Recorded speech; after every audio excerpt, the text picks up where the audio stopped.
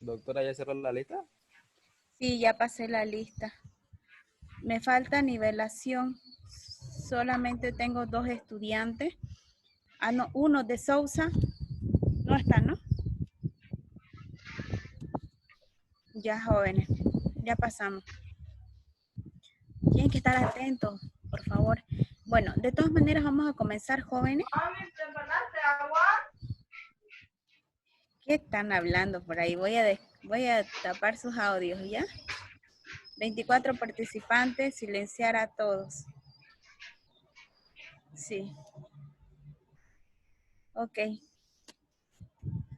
Ya.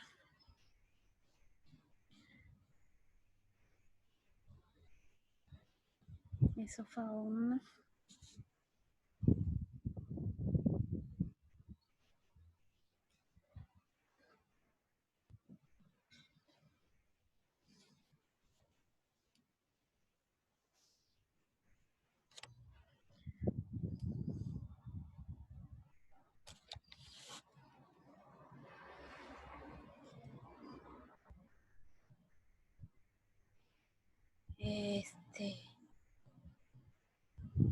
Ok.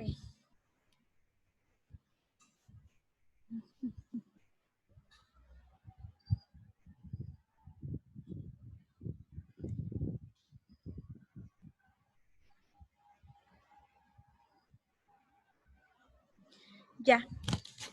A ver, jóvenes, la última clase quedábamos con divertículos esofágicos. Hemos visto el día jueves, lo vimos como una clase extra. Bueno, prácticamente para que nos pongamos al día, a ver, jóvenes. Ya hemos visto patologías esofágicas, hemos visto, nuestra primera patología que hemos visto es reflujo gastroesofágico, acalasia. Después de acalasia hemos visto trastornos motores, hemos visto también divertículos esofágicos, el de Senker, que lo vimos el día jueves por la tarde como una clase extra. De todas maneras, ahorita voy a hacer un pequeño recuerdo de lo que avanzamos la última clase. Nos falta ver hoy día hernia hiatal y cáncer de esófago, y con eso prácticamente terminaríamos patologías esofágicas. En la parte gástrica, porque me salté, hemos visto gastritis aguda, gastritis crónica y úlcera gástrica. Entonces hoy día me toca terminar la parte gástrica más en nuestra segunda hora. Y con eso prácticamente ya terminaríamos esófago y estómago, ¿ya? Para que vayan estudiando, jóvenes, no se les acumule, por favor vayan estudiando. Voy a hacerles un pequeño repaso y recuerdo de lo último que hemos visto de divertículos esofágicos el anterior jueves. Como lo vimos fuera de horario, voy a hacer un recuerdo. Dije que lo iba a repasar en nuestro horario normal, ¿ya? Como fue una clase extra y algunos dijeron que no podían asistir, entonces voy a hacer un recuerdo. Los divertículos esofágicos son dilataciones de forma sacular que encontramos en el esófago, unidas a la luz visceral mediante un cuello. Teníamos dos, el de Senker y los esofágicos o epifrénicos. De ellos, lo más común es el faringoesofágico de Senker, que es el más frecuente en un 50-80%. Se presenta en pacientes entre 30 y 50 años y es más frecuente en el sexo masculino. Aquí, fíjense, anatómicamente es aquí donde nosotros podemos encontrar un divertículo. Fíjense que aquí tenemos un pequeño ligamento, que es el ligamento, o más bien dicho, la membrana faringoesofágica. Entonces, muchas veces, porque hay una propulsión muy fuerte, puede darse ahí el divertículo faringoesofágico. La clínica, una sensación de cuerpo extraño, molestias al deglutir, y al final puede acompañarse de tos, bronquitis, expectoración y disnea. En el examen físico vamos a ver una masa palpable en el cuello, región supraclavicular, gorgorismo y manifestaciones generales. Los métodos complementarios, les había mostrado que la radiografía contrastada es el mejor estudio imagenológico. Fíjense, les mostré esta imagen que es característica de un faringoesofágico de Senker, que se observa una imagen sacular posterior a la ingesta del contraste. Habíamos visto también la endoscopía. El tratamiento es quirúrgico. Los divertículos epifrénicos son los menos comunes, son asintomáticos. Se puede dar por tracción y mayormente en el tercio medio del esófago, puede ser congénito adquirido y es secundaria a tuberculosis y citoplasmosis. Y ahí nos quedamos, jóvenes. Ahora me toca avanzar hernia hiatal, eso es lo que no lo vimos, ¿ya?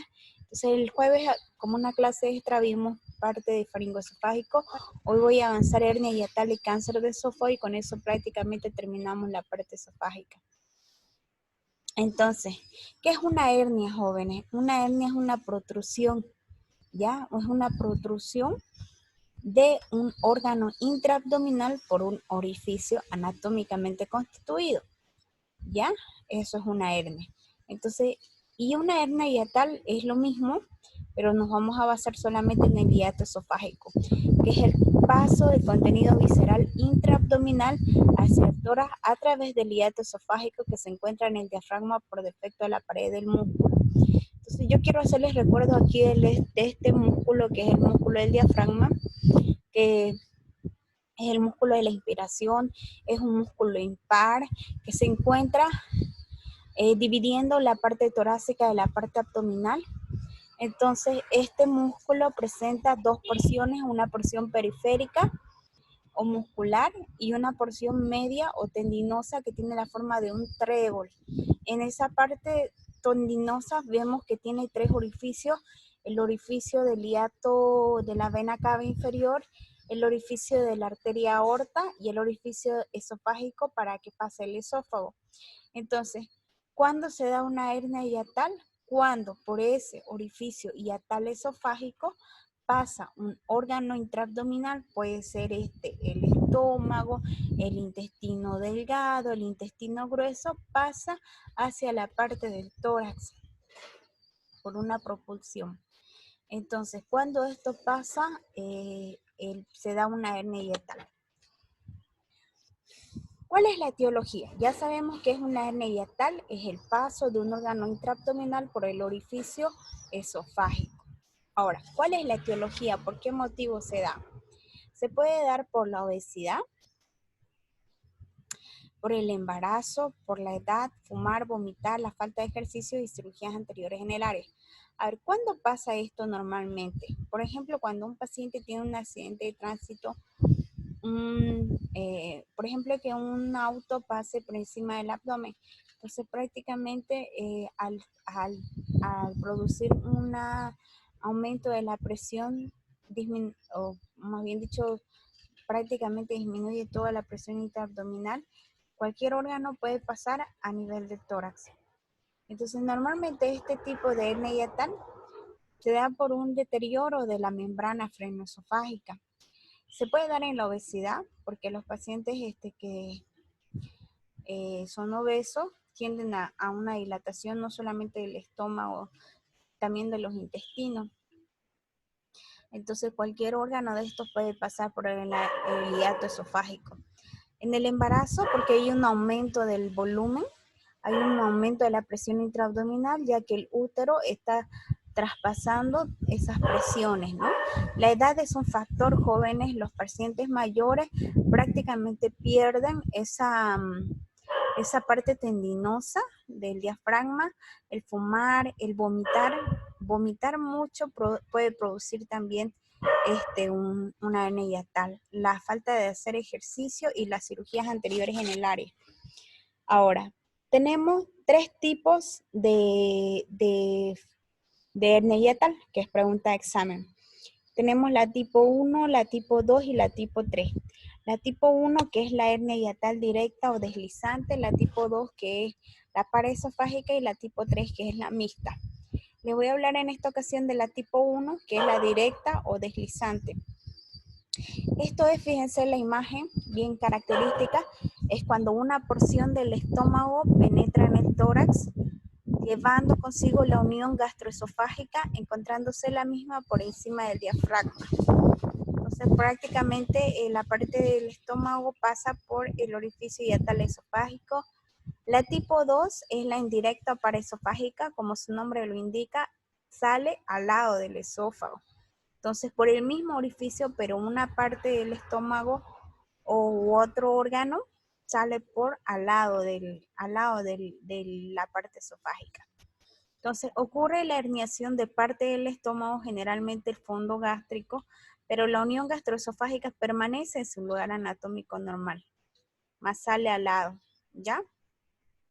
Y tenemos la tipo 3 o mixta, que es una combinación de los tipos 1 y 2, que se caracteriza por la herniación tanto de la unión gastroesofágica como también de la curvatura mayor y del estómago.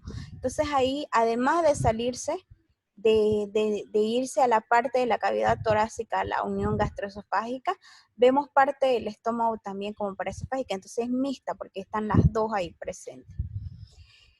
Entonces, ya sabemos que es una hernia hiatal, jóvenes, vuelvo a repetir, que es la protrusión de un órgano intraabdominal por el orificio hiatal esofágico. Ya sabemos cuál es la etiología, hemos dicho la obesidad, la falta de ejercicio, el aumento de la presión, ya sea en pacientes que tienen cirugías anteriores también. Entonces esa es la etiología. La clasificación, la tipo 1 que es la deslizante, la tipo 2 que es la paraesofágica y la tipo 3 que es la mixta. Ahora vamos a ver cuál es la sintomatología. Normalmente es asintomática, jóvenes. El paciente puede presentar acidez gástrica, ya que no hay un buen nivel freno esófago gástrico, entonces prácticamente puede haber acidez gástrica, puede haber reflujo gastroesofágico, puede haber dificultad para deglutir, obviamente dolor en el pecho porque va a presentarse a ese nivel el deslizamiento, puede haber dificultad para respirar y eructos. El diagnóstico laboratorial, jóvenes, no hay un diagnóstico laboratorial que nos diga específicamente este paciente tiene una hernia hiatal, no hay. Perdón. Pedimos laboratorios de rutina, que son los que siempre pedimos, nuestro gama de laboratorios, que ya les dije que es el hemograma, la glicemia urea, la creatinina y el examen de orina. Entonces pedimos esos laboratorios de rutina, pero en realidad el diagnóstico imagenológico que nos va a dar el diagnóstico de una hernia hiatal es el esofagograma, que es una radiografía de tórax contrastada, que ya lo habíamos visto en otro tipo de patologías como el reflujo gastroesofágico, lo hemos visto en la calasia cuando les mostré la imagen de pico de pájaro, lo hemos visto también en el divertículo frenoesofágico o de Zenker. Entonces lo hemos visto ahí, jóvenes. ¿De qué se trata este estudio? Es un estudio contrastado en el que el paciente toma el contraste y al tomar el contraste prácticamente dibuja toda la imagen esofágica. Entonces ahí se muestra cómo, fíjense en este caso, está mostrando cómo el intestino grueso o colon está pasando a la región torácica. Se puede pedir también la endoscopía digestiva, porque esa nos va a mostrar igualmente cómo se está poniendo esta zona. Y hay que tener, pero sí, los cuidados pertinentes para no perforar la hernia. Ok, entonces eso es hernia hiatal, jóvenes. El tratamiento, jóvenes, una vez que hacemos el diagnóstico, hacemos el tratamiento. El tratamiento en todos estos casos es quirúrgico, ¿ya? Cuando es asintomático el paciente es porque normalmente es pequeño la hernia, entonces no va a presentar síntomas que sea muy llamativo. Pero cuando el paciente presenta una sintomatología bastante representativa, el tratamiento siempre va a ser quirúrgico. ¿Qué hacemos? Hacemos la reducción de la hernia, o sea, todo lo que está en la parte del tórax lo volvemos a pasar por su orificio del diafragma y reconfeccionamos el orificio hiatal. Muchas veces ponemos malla a ese nivel, una mallita, que les voy a mostrar en algunas imágenes más adelante. Entonces ponemos una malla a nivel y reconfeccionamos ese orificio. Les voy a mostrar unas imágenes cuando les presento un caso clínico, ahí van a ver cómo hicimos un paciente, ¿ya? Entonces siempre el tratamiento es quirúrgico. Y bueno, para terminar, las patologías esofágicas, jóvenes, con esto prácticamente termino, son los tumores esofágicos. Vamos a ver, ¿qué son los tumores esofágicos? Los tumores esofágicos son las displasias del tejido esofágico, que pueden ser descubiertos de manera accidental. Tenemos los benignos y los malignos. Los benignos, como el leiomioma, los fibromas, lipomas, hemangiomas, neurofibromas, linfangiomas, papilomas escamosos, pólipos inflamatorios. Son los menos comunes, jóvenes, ¿ya? Normalmente estos tumores benignos los encontramos de manera accidental en una endoscopía, ¿ya? Los tumores malignos es el más frecuente del carcinoma escamoso en el 95%. Carcinoma escamoso es un tipo de cáncer bastante previsible en la parte esofágica. ¿Cómo va a presentarse? Normalmente este tipo de patologías, ustedes saben que la edad es un factor desencadenante para cualquier cáncer. Entonces, este cáncer de esófago se va a presentar mucho más en pacientes adultos mayores de 50 años, con una frecuencia de 2:1 varón-mujer y una alta incidencia en China, en Puerto Rico, en Sudáfrica, y afecta más a negros que a blancos. La etiología y factores dietéticos ambientales implicados sobre la base de una predisposición genética. Entonces, fíjense que es mucho más frecuente en varones, mucho más incidente en China, en Puerto Rico y en Sudáfrica, y afecta más a negros que a blancos, en 4:1. La predisposición, ¿por qué esta? No les sabría decir. Se dice que normalmente la raza negra tiene factores genéticos que son para algún tipo de cáncer, entonces puede ser por esto, ¿ya? Los factores dietéticos, el déficit de vitaminas, jóvenes. Entonces fíjense que el déficit de vitaminas nos puede llevar a un carcinoma escamoso, como que vitaminas A, C, la riboglobina, la tiamina, la piridoxina. Déficit de algunos oligoelementos como el zinc y el molibdeno. Contaminación de los alimentos por hongos, como los son carcinógenos, y alto contenido de nitritos y nitrosaminas, que es carcinógeno. Yo hago un paréntesis aquí en los nitritos y nitrosaminas porque considero que es uno de los factores dietéticos más prominentes en este tipo de patología. ¿Dónde los encontramos? Los nitritos y las nitrosaminas las encontramos en los alimentos enlatados, ¿ya? Los alimentos enlatados tienen nitritos. Las nitrosaminas en las carnes asadas. Fíjense que las carnes asadas, que es lo que más nos encanta, nos gusta, bueno, yo soy un amante, por ejemplo, de las carnes asadas. Entonces, fíjense que las carnes asadas, al ser asadas en un objeto que es de metálico y con el carbón, siempre hay un desprendimiento de esas partículas que pueden ir hacia la carne. Esas son las nitrosaminas y eso es lo que nosotros comemos. Ahora, ¿qué otro factor puede presentarse para que se dé cáncer de esófago? El consumo del alcohol, el consumo de tabaco es otro. Cualquier paciente que consuma alcohol, tabaco es un predisponente.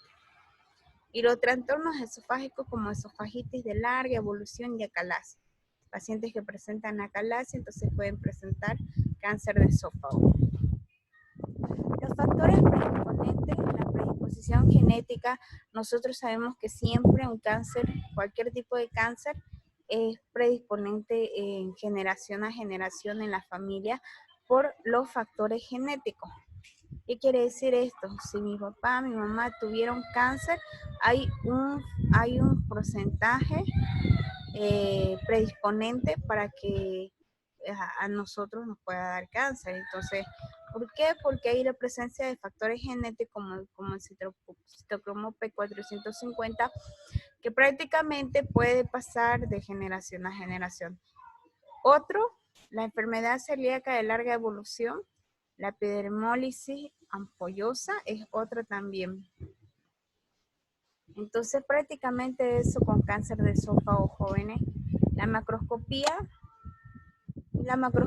normalmente nosotros no la vemos, pero es la que vamos a encontrar en la endoscopía. Inicialmente son engrosamientos pequeños, blanquecinos, grisáceos de la mucosa, y después de meses o años se convierten en masas tumorales que pueden tener 3 patrones morfológicos, uno que es prominente, plano o ulcerado. muy pocas veces, jóvenes, se presenta nosotros como masas tumorales ahí in situ. Generalmente cuando nosotros detectamos ya un cáncer, ya son estados avanzados. Y la mayor parte son moderados o bien diferenciados. La rica red linfática de la submucosa facilita la extensión. Como ustedes verán, el esófago está prácticamente con buena irrigación, tanto linfática como vascular, no solamente con la parte del tórax, sino también con el abdomen, el hígado, entonces el estómago, entonces prácticamente facilita esto que se pueda metastizar mucho más rápido. La evolución. El comienzo puede ser insidioso, hay disfagia, hay obstrucción tardía, hay cambio de dieta sólida a líquida. La sobrevida a los 5 años es del 5%, es muy baja. O sea que un paciente con cáncer esofágico, la sobrevida es muy corta, ¿no? Recidiva local y a distancia es frecuente postcirugía. El tratamiento que nosotros hacemos de cirugía y radioterapia, que son paliativos. Muy pocos jóvenes. Cuando nosotros ahí tenemos que valorar el TNM, que es el tumor nódulo metástasis, entonces cuando el paciente llega en T1, N1 y M0, que no hay metástasis, no hay nódulos presentes, solamente es el tumor in situ, el T1 o el T2, entonces prácticamente ahí sí se puede hacer una esofagectomía, que quiere decir sacar el esófago, la parte donde está queriendo dar el cáncer esofágico. Bien sería encontrarlos en ese punto, pero normalmente siempre los pacientes que vienen ya es cuando ya están en un estado avanzado y en muchos casos ya metastizado. Entonces la metástasis es muy rápida a ganglios, al hígado y al pulmón, entonces muchas veces estos pacientes ya vienen metastizados, donde es muy difícil hacer el tratamiento. Ahí ya se hace tratamiento paliativo, buscar la manera de alimentarlo nomás. Como no va a poderse alimentar por la presencia de cáncer esofágico, se le hace una ileostomía de alimentación al paciente, entonces así se logra alimentar al paciente y darle un tiempo más de sobrevida. La adenocarcinoma es otro que se puede dar en pacientes mayores de 40 años. Es más frecuente en hombres que en mujeres y es más frecuente en blancos que en negros, que es al contrario del cáncer escamoso. Esto ya les dije que es por un factor genético. Consultan por disfagia, obviamente por disminución de peso, jóvenes, hemorragia, dolor torácico y vómitos. El pronóstico es muy mal pronóstico, la adenocarcinoma. Tenemos otros tipos de cáncer como el melanoma, tumores endocrinos y carcinosarcoma. Y bueno, con eso prácticamente, jóvenes, he terminado patologías esofágicas, cáncer esofágico.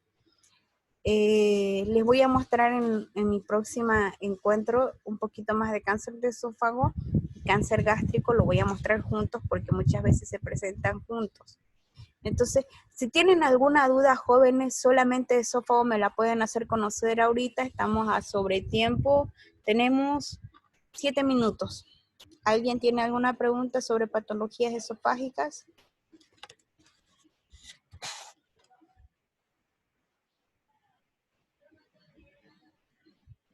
¿Pueden hablar, jóvenes?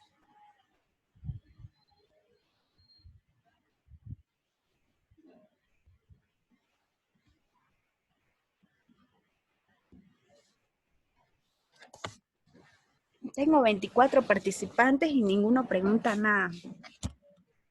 ¿No tienen ninguna pregunta? ¿Todo está entendido? A ver, activen sus videos, quiero verlos a todos.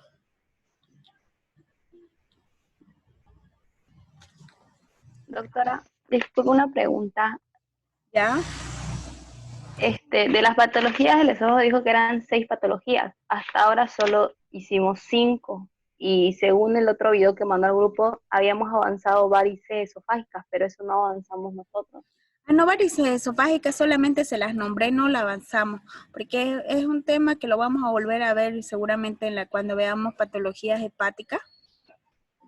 Pero no lo avanzamos, solamente medio que les expliqué.